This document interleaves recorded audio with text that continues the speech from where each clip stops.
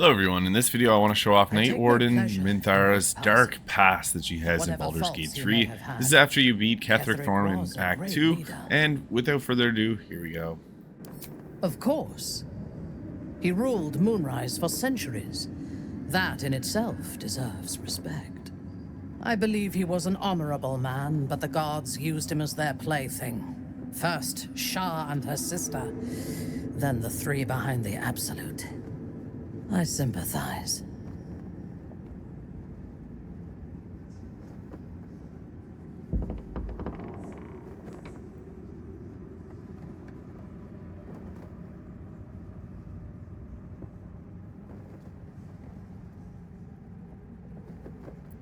It is a sharp mind that feels sympathy for one who suffers unnecessarily, not a soft heart.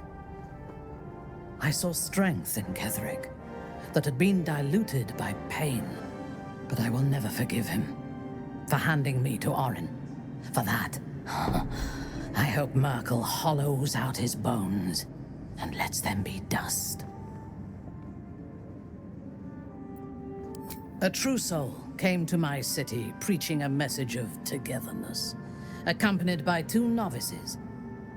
Menzoberranzan is not fertile ground for such messages. I killed them and hanged their bodies in my garden.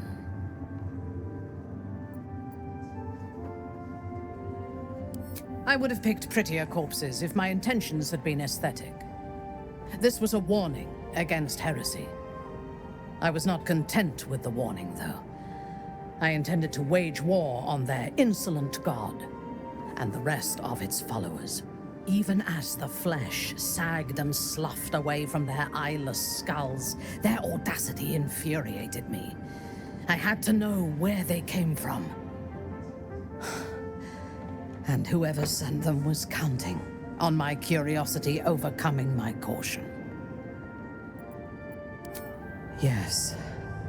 All it took was a simple act of necromancy, and the corpses told me where I needed to strike.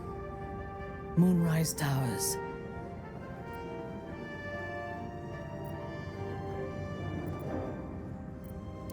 No.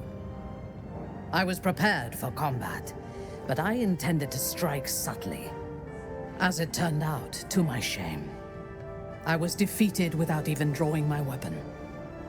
I came to Moonrise with a retinue of warriors and assassins, the best House Bainray had to offer. I expected a battle, but found Ketheric expected us, expected me, and I fell for his flattery. Perhaps I deserved what came after the welcome as well. Ketheric proposed an alliance between Moonrise. He invited me to the head of his table as his guest of honor.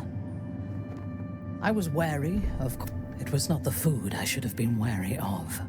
It was the pale woman at the foot of the table. Orin the Red. We had barely begun to eat when she spoke for the first time. I only caught one word, my name.